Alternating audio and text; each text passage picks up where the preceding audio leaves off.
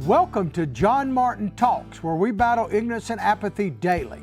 The growing ignorance of just how special this experiment we call the United States of America is, and the apathy that we can't or won't do anything and everything to save her. Well, ladies and gentlemen, we got a great show for you today. We're going to start out with protesters in Kenosha. You know, Wisconsin has been, too much to, I'm sure, the people of Wisconsin's chagrin, in the news a lot lately. And now protesters, supposed protesters, and we'll get into that, are arming themselves because they're afraid of mighty whitey. They're afraid of white nationalists, white supremacists, basically any white people in America. Like we talked about on yesterday's show, the most dangerous man in America or person in America, the gravest threat, is an angry white man. And so it kind of all gets, and let me just tell you, I'm not angry. I get emotional sometimes, I get excited, but rarely angry. And then we're going to talk about some more just to show you how nuts this stuff is getting. And I'm going to give you a story on it. Asian Americans now are basically becoming white supremacists. They're like the new white Asian Americans, and we'll give you a classic example of that. But before we go any further, I always have to talk about at the top of the show here, the opportunities you have here, savings, gifts, those kind of things. Look above the video, no matter when or where you're watching it, and click on the BDU link, Big Daddy Unlimited. You'll get factory direct pricing on guns and ammunition if you follow the directions, as well as over 100,000 related items delivered directly to your door. So you want to make sure you check it out. And if you want to see just how good a deal you can get, look at the show that precedes us. You know, we come on at 11 o'clock Eastern Standard Time, and Denny's Deals comes across John Martin Talks Facebook and also our excluded Facebook channel. Just to get to that, you spell excluded by dropping the E, put the big X up there. Check out Denny's Deals. He takes a few products from the Big Daddy Unlimited inventory. He talks about them, demonstrates them, and then he gives you the factory direct pricing you would receive if you were a member. And once you see that, and I know you'll be excited, go back above our video, click on the link to Big Daddy Unlimited, follow the direction, and those savings can be yours. And I've been talking about Christmas right around the corner, but I got to thinking about it on the way in today. And is there ever been a better time or season, so to speak, to make a Second Amendment purchase, guns, ammunition, tactical protective wear? I mean, hunting season is open right now. Christmas, as I say, is right around the corner, and our streets, man, are becoming more dangerous every day. Second Amendment needs to be exercised more now than ever. All right, let's get into the meat and potatoes of the show. This comes to you from a publication called The Rolling Stone. You know, they used to be all about music. Now they're getting to be more political, and they're definitely not right of center, pretty much progressive. Listen to this title. The protest for justice continues in Kenosha. It has armed escorts now. And this is showing you what they are right here. And I'm not trying to pick on those people. That was the picture that the Rolling Stone put up there. As news crews began to clear out of Kenosha, Wisconsin over the weekend, because the Rittenhouse trial had ended, so too did the demonstrators who had ardently shown support for Kyle Rittenhouse last week before jurors decided to acquit the 18-year-old of all charges. Well, my first thought is, okay, shouldn't that be the end of it? But no, it's not the end of it. And they seem surprised that supporters, quote, supporters of Kyle Rittenhouse didn't stick around. Well, why should they? I mean, they're not really there to protest anything other than trying to make sure the guy got a free trial. You'll find that a lot of people on the right are a little bit busier than just hanging out on the streets in general. A few dozen protesters who remained, most of them from the local community, marched on Sunday with one clear message: there's much work yet to be done before Kenosha can heal. Like what? Like what? What do they need to be healed? I mean, I'm telling you, if you're, and this is where I look at it, I am sick and tired of all the BS that's out there. So I guess I'm getting older. I don't think I'm getting crankier, but I'm getting, just probably less patient. But I'm not going to put up with the political correctness anymore. So I'm going to ask tough questions. I'm going to make some straightforward comments. If you want political correctness, I welcome you to the show, but you're probably in the wrong place. Is there a day without total BS? Because I personally, I don't know about you, but I'm done with it. I'm not saying there's not racial issues. We talked a lot about race in yesterday's show. If you want to see our podcast, by the way, one of the great ways to do it is to go directly to Rumble. We're live on Rumble every day. Howdy, how are you, Rumblers? We're also on YouTube. Glad to have you guys tuning in for however long it lasts. YouTube is kind of tough, but I think Rumble is going to become and is becoming and maybe has become the bastion of free speech. So we're honored and proud to be on there. But like I talked about yesterday, you know, racism definitely exists. There's no question about it. I think systematic racism, like they talk about, is largely done, but you cannot legislate what is in a person's heart. So it is absolutely here to stay. But the whole thing about this, these protests in Kenosha, and I'm not saying there aren't problems there, but what does that have to do with Kyle Rittenhouse? I know it was complicated in one sense, but the Rittenhouse case was also simplistic in another sense. Complicated because there was so much going on, a lot of debate about whether the young man should have been there. By the way, he did a great interview on Tucker Carlson last night. If you did not see it, I would recommend you seeing it because it was a pretty amazing piece of television. So I want to give Tucker and Kyle Rittenhouse some credit for putting a heck of a show on last night. I'm a bit envious of that. But, if you really look at what happened with Kyle Rittenhouse, it was simple in the sense that it was basically, do you have the right to self-defense in this country, in the state of Wisconsin, in the city of Kenosha, or not?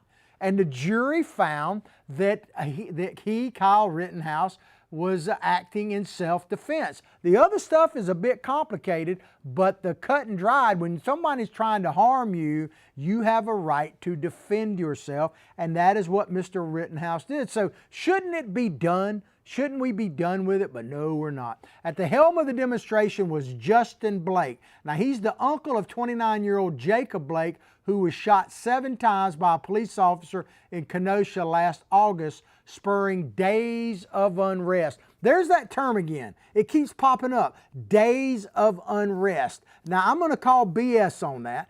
Days of unrest. It wasn't days of unrest. It was looting and burning and attacking and beating people and firing guns. It was hardly unrest. It was a riot, man.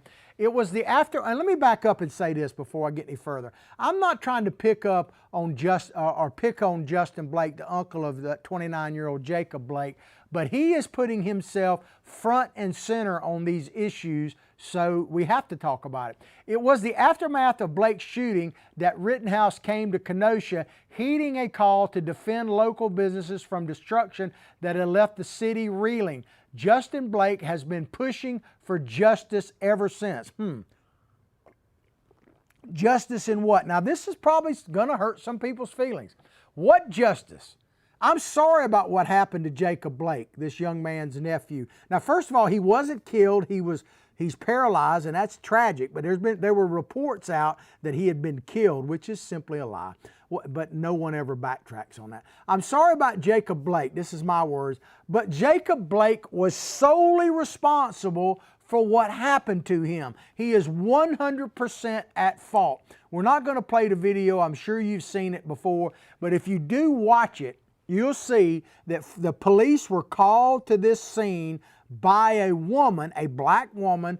I think it was his wife or ex-wife or maybe just his girlfriend, baby mama, however it was. And this Jacob Blake was strangling her, beating her, and she called the police, and he was trying to take their child. So when the cops got there, Jacob Blake was in a tizzy, and they tried their best to talk him down, to de-escalate him. And they even went to the point of they tased him, and he fought through that. And then he went in his car and pulled out a knife, and that is the point at which the cop shot this person. Now keep in mind, if a guy is so agitated that when you tase him and it doesn't really have an effect on him, and then he goes and gets a knife, what is your next step after that? And here's the point I want to make, and I'm saying it again, Jacob Blake was solely responsible and at fault. If at any moment during that 5 or 10 minutes that all that went on, if he'd have simply complied with the police officers, he would be walking today. Of course, he is still alive.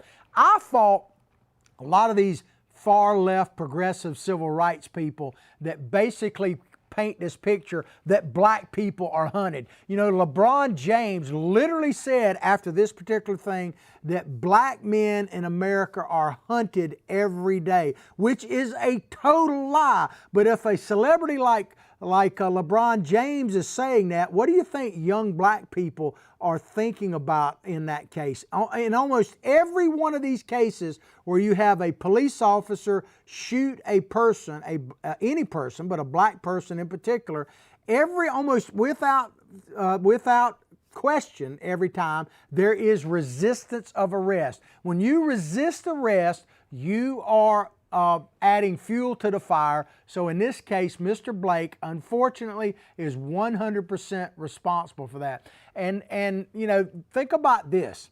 We just had this tragedy over the weekend in Waukesha, Wisconsin, where the guy plowed through a crowd, killing like 5 people and injuring 40 in an SUV in a Christmas parade. Well, now reports have coming out. They've arrested a suspect in that case. His name is Darrell E. Brooks. He's 39 years old. There's a picture of him right there. The reports are now that he had just fled when he crashed into this parade, a domestic dispute, just a few minutes before that. So in a way, if you think about it, what the Blake case was the same thing. He was involved in a domestic dispute. What if the cops had let him flee the scene? What would he have done? So they just can't do that. Back to this article. Trailing him, talking about Blake, this Uncle Blake, on Sunday were several supporters toting guns in anticipation of retaliation from pro-Rittenhouse activists. The Rolling Stone counted at least 6 people, that's the article this is in, the paper this is in, at least 6 people escorting the march with firearms ranging from semi-automatic rifles to handguns, all permissible under Wisconsin's open carry laws. So they weren't violating the laws, but they say they were worried about retaliation from pro-Rittenhouse activists. Why? What retaliation? The pro-Rittenhouse, if there is such a thing, were there to talk about and protest and make sure that Rittenhouse got a fair trial. Once he got that trial and he was adjudicated not guilty, where's the retaliation?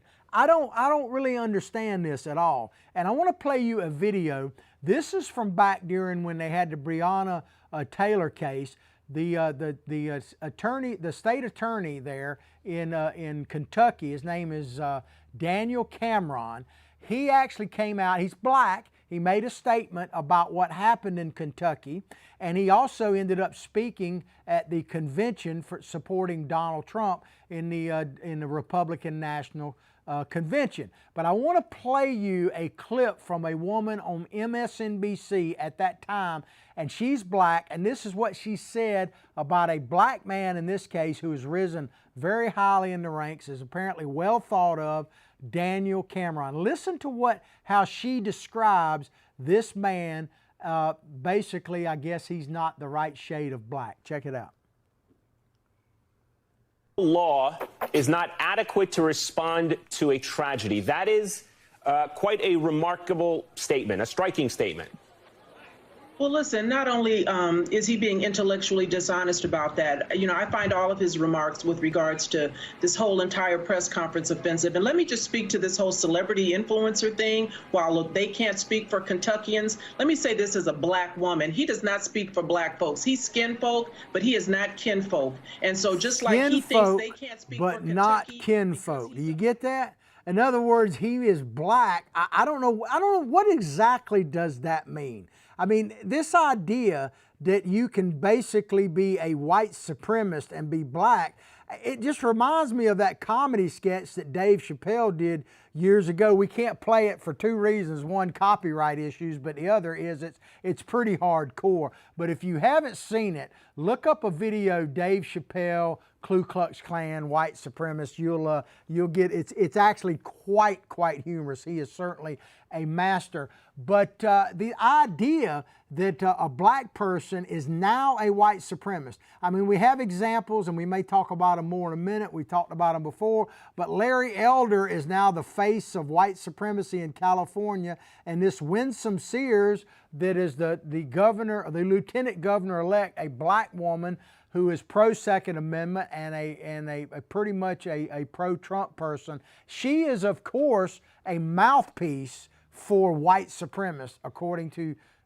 people like this lady here. It's just amazing. Some patrol, back to this article, some patrol the group's perimeter, talking about armed people patrolling these protesters in is it Kenosha? Yeah, these terms always get me. In Kenosha. Some patrol the group's perimeter while others are camouflaged by the crowd. One man who declined to share his name brought forth a rifle and his dog, Buddy, who was equipped with his very own walkie-talkie. I guess the dog had a walkie-talkie. A few lacked weapons, but wore bulletproof vests, and medics were on hand. Of course, that's what Rittenhouse was supposed to be, a medic, right? But who are they expecting? Who the heck are they expecting? And I asked this question, and I know some people, it may get me banned, who knows? You know, as I said, I'm not politically correct, but we have to have the courage. And if we're going to solve these problems, we have to have the courage to have frank and open dialogue about race and every other issue facing us in America, but we are being denied that by the fact checkers and everything else and the algorithms and all of that kind of stuff. We need honest, open conversation. Sometimes it's going to be harsh. Sometimes it may be offensive, but offended to someone, but it needs to be had. But it's almost impossible to have that now. So I'm going to have it here on the show every chance I get. But who are these people expecting? Let me read this part again right here. So a few lacked weapons but had bulletproof vests, and medics were on hand as well as people carrying weapons. Who were they expecting? And this is the part I say is going to be controversial. Where? And I'm not saying it's not happening. I just don't know about it.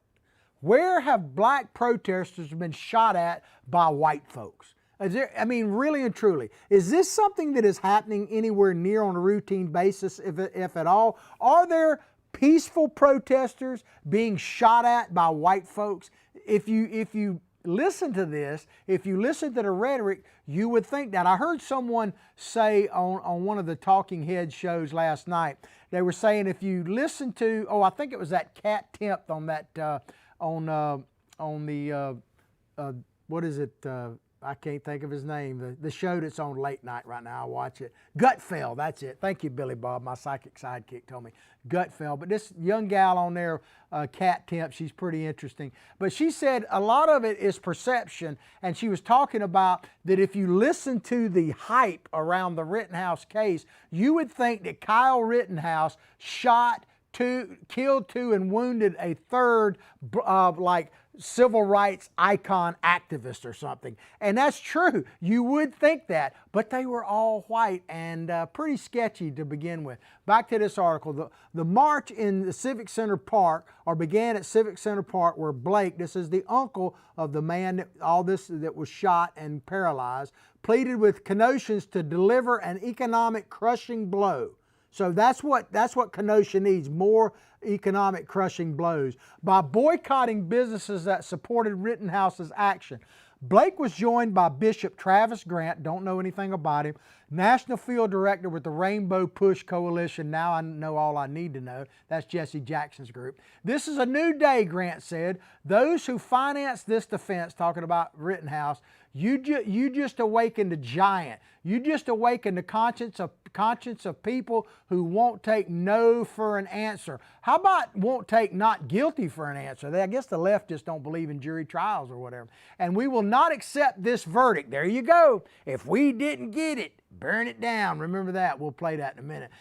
So we have alternatives, and we're going to use peace, protest, and civil disobedience. So now They no longer, we know the left doesn't believe in free speech. We were just talking about that. Don't even talk about the Second Amendment. But they also don't believe in one of the fundamentals of the U.S. Constitution, the right to a jury trial, that you're innocent until proven guilty. In the Kavanaugh case, of course, he had to prove his innocence. I mean, the left doesn't, they don't believe in the Constitution. Tell me what in the 10 Amendments and the Bill of Rights, the first 10 Amendments to the Bill of Rights, that the progressive leftists believe in, because I can't find any of them. But I want to play you this video. This is a Black Lives Matter protest video, and it was in Lexington, Kentucky.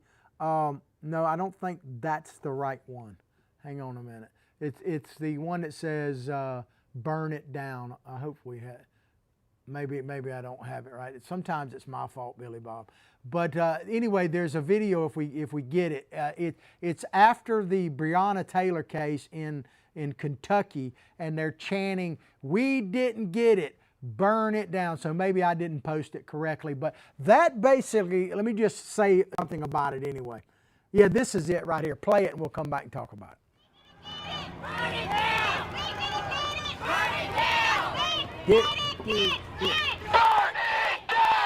There you go. If you don't get your way, in other words, a jury trial came out, they didn't get a grand jury in this particular case, and they didn't get the verdict they wanted in the Breonna Taylor case, so they're literally chanting on the street there, "We didn't get it, we didn't get our way, burn it down." Ladies and gentlemen, if that's what has happened, and I was worried about that, quite frankly, in the Kyle Rittenhouse case. You may remember I said last week that if the jury went on based on the evidence, that I thought he would be found not guilty, and thank God they did that way. And I said, but if it was based on emotion, who knows? So this is intimidating juries. Believe me, they're doing that. And when they say, "We don't get it, we didn't get it, burn it down," if that is the answer to trial by jury, then it's over.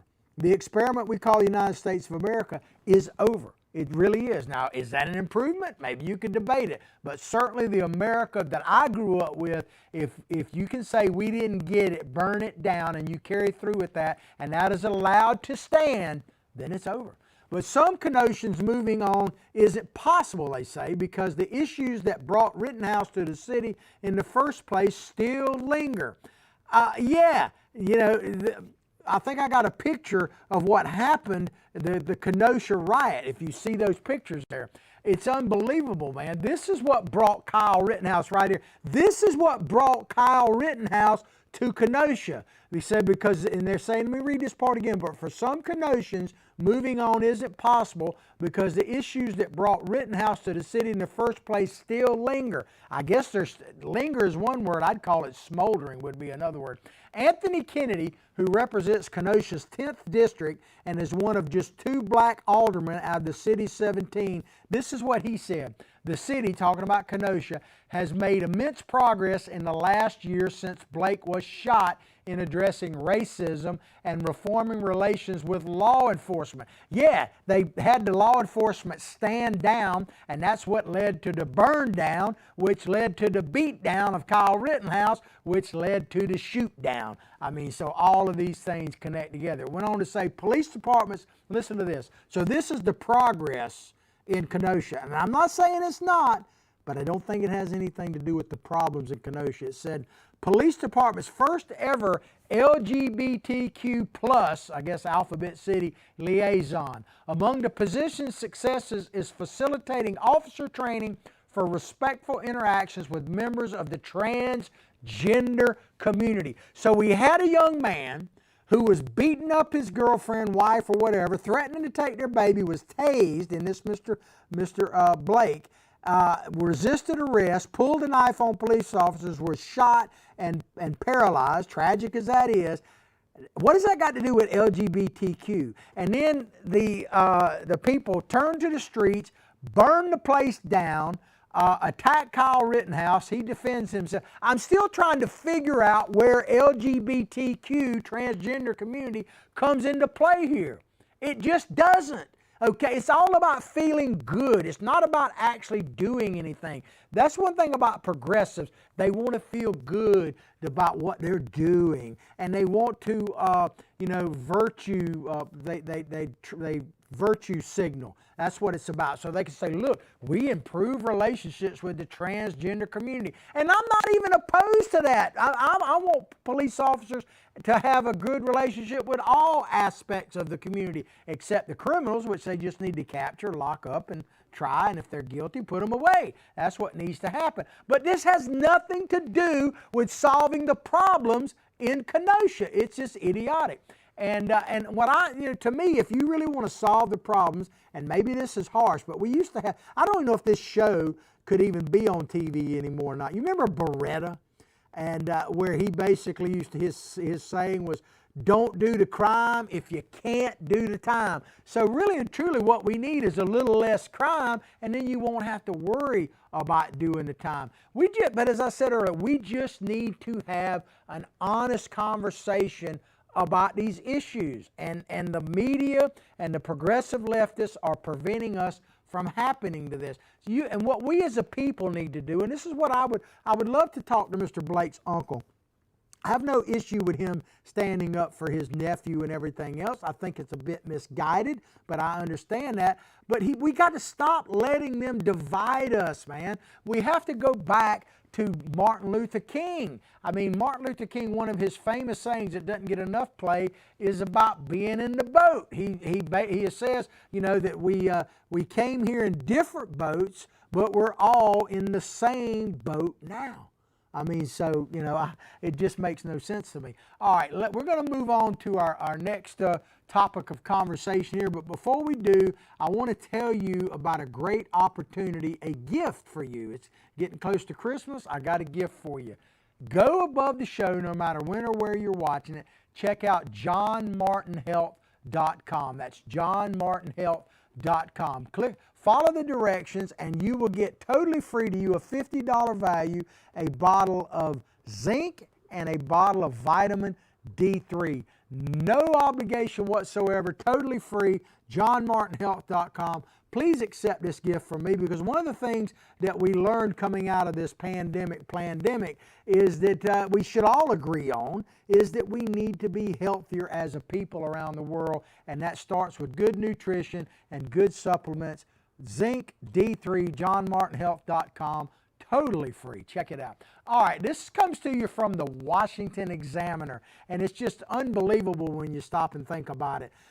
Listen to this title. Liberals' toxic racialism won't even let them celebrate Michelle Wu, who is an Asian American. It's unbelievable. Now, I think we have a picture of Michelle. I thought we did, but there you go. But now, and this gal, let me just tell you, this gal is a pretty hardcore progressive leftist, okay?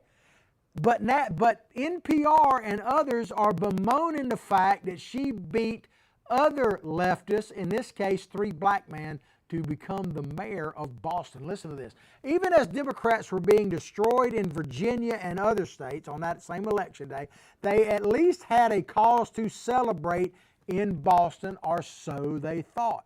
It's just unbelievable. A left-wing Asian American, Miss Wu right there, female Michelle Wu, won Boston's mayor's race. Beantown hardly needs more progressive policy failures. This is what the article is saying, but people of goodwill were at least able to recognize a milestone when they saw it. Wu is Boston's first elected non-white mayor, first Asian mayor, and first elected female mayor. Well, I thought the left was all about first. It's all about being first, right? I mean, listen to this again. Wu is Boston's first elected non-white mayor. Wow. First Asian mayor. Another wow. And first elected female mayor.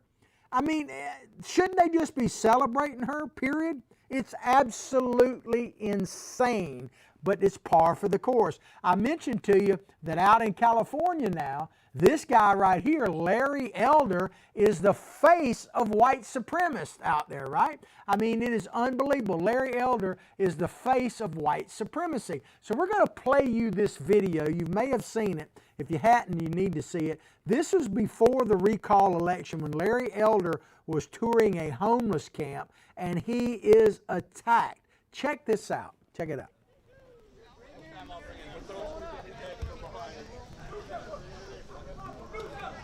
People are not proud of that. Did you see that? A woman threw an egg at him. A white woman, check that out, a white woman in a gorilla mask. Now, I'm not saying that she purposely chose that gorilla mask, but think about it. A white person wearing a gorilla mask attacking a black man by throwing egg, and it almost got no play whatsoever. And Larry Elder, I mean, he's accused of being a racist because he wanted to defeat Gavin Newsom. And California, and we're probably going to talk about it some on tomorrow's show. It's getting literally like hell on earth out in California right now. And I'm not talking about climate change. It's a different climate has changed out there.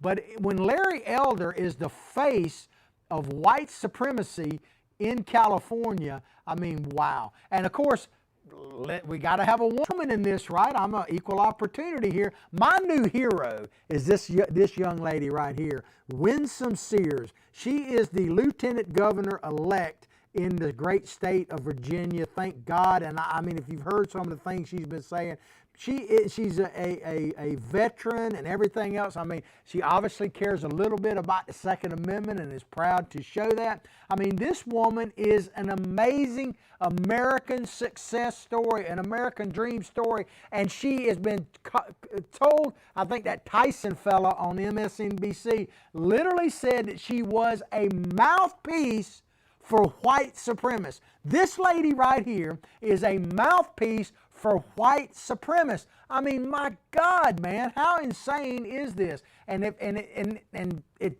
knows no ends. Now Asian Americans are the new face of what? White supremacy. Michelle Wu, a hardcore leftist, is now a white supremacist because she had the audacity to run and become the first in all these categories and beat out 3 black men. That was her grievous sin. Back to this article. But that isn't how, as far as getting back to portraying her as the first and a hero and everything else, the article said that isn't how National Public Radio, NPR, chose to cover her victory. Instead, it sought comment from so-called anti-racist activists who were disturbed that Wu had dared to defeat black candidates. So NPR, instead of like celebrating this woman that was the first of all these categories, and a leftist, which NPR is, you know, the bastion of leftism, they chose to interview people who were antagonistic against Wu simply because she wasn't black.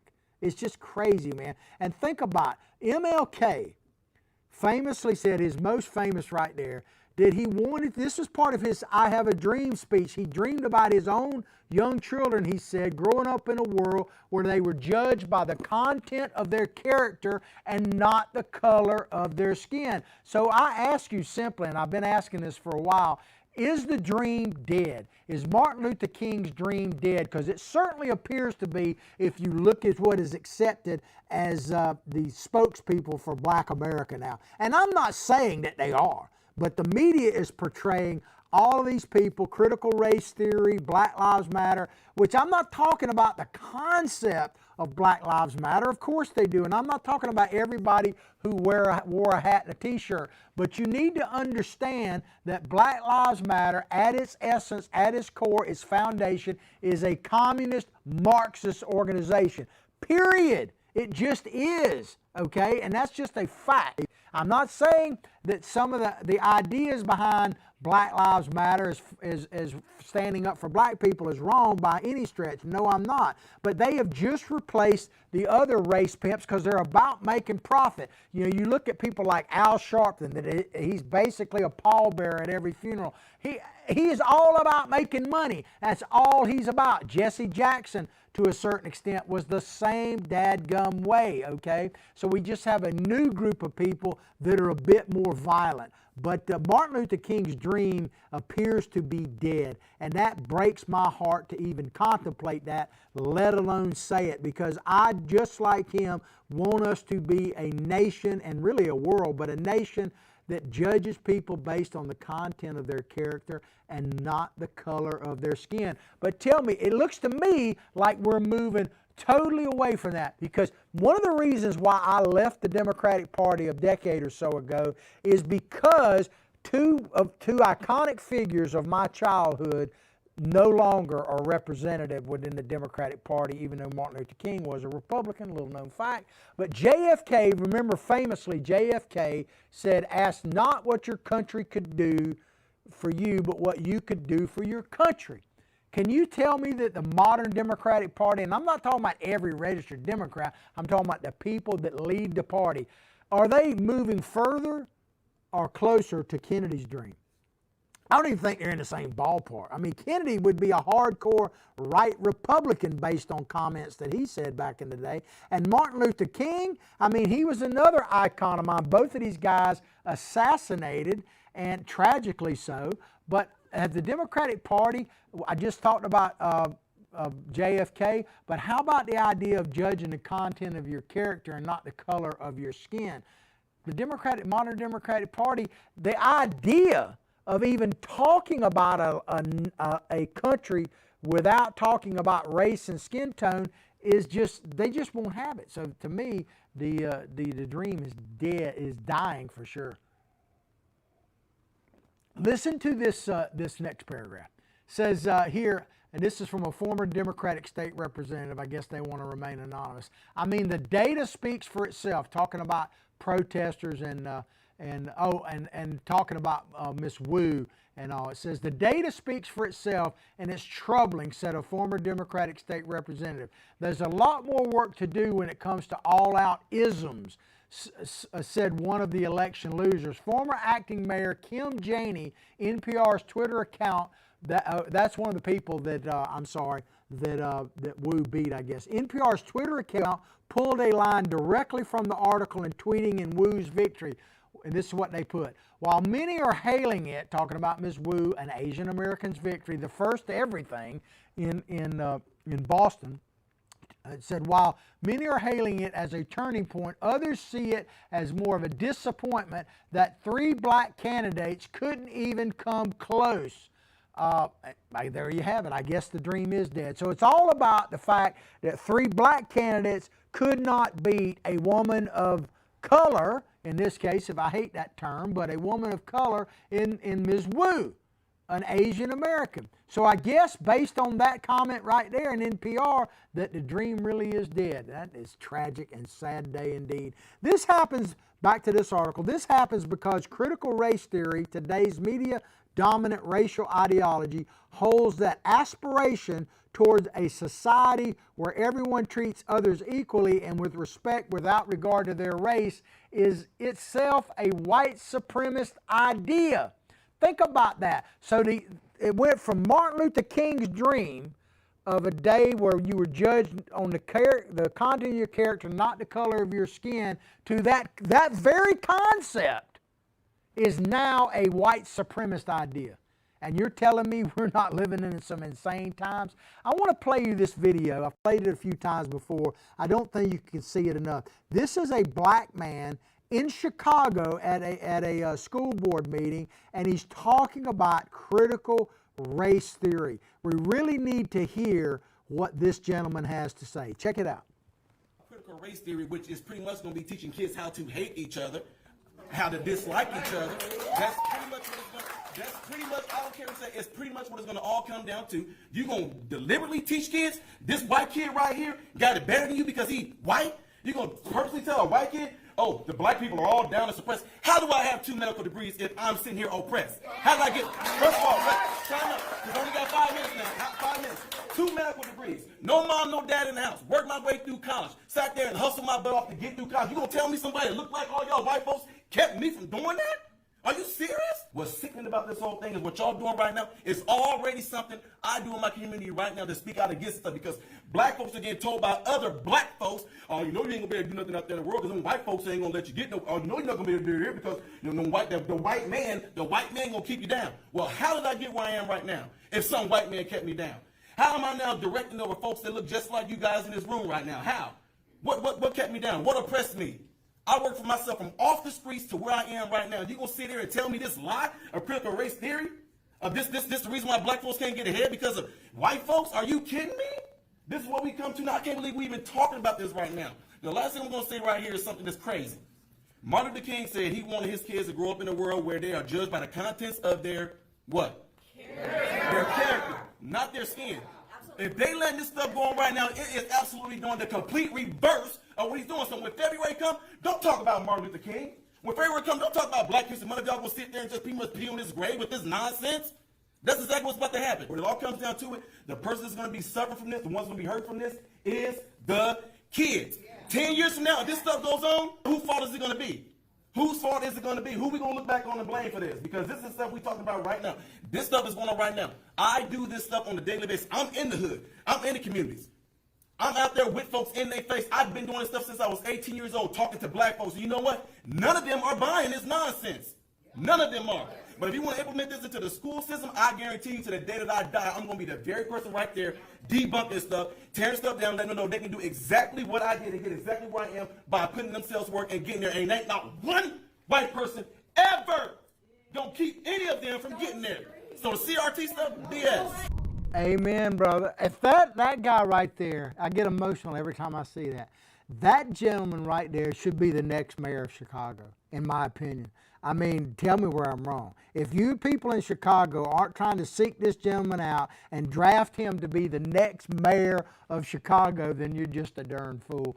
But what he says is so powerful, man. Someday I might ought to play that and just break it down. And I agree with him 100% because, you know, I grew up in a little small southern town called Hawthorne, Florida.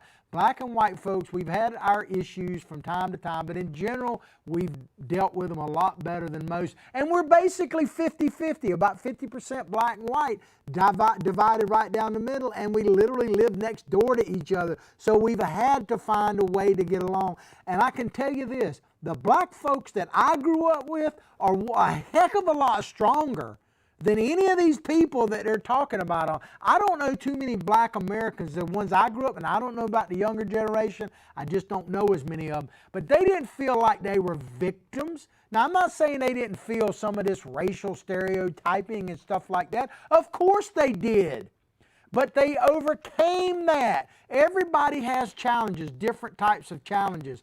And, you know, if you're not challenged, you're probably not going to get, you know, you're going to wither and die. But this man that's speaking to that Chicago school board absolutely needs to, I mean, he needs to be the next mayor of Chicago. I don't know how, so we need more people like him. Back to this article. Not all liberals have succumbed to this new ideology. If you're just tuning in, we're talking about Ms. Wu, Michelle Wu, I think is her name, that just became, I don't know if she's actually been sworn in yet, she's the mayor, the next mayor of Boston. She is a hardcore leftist liberal, and you should be the first woman of period, the first woman of color, the first Asian to ever be mayor of Boston, should be celebrated by the left especially, but she's being condemned because she's not black. It's not the right shade of a woman of color.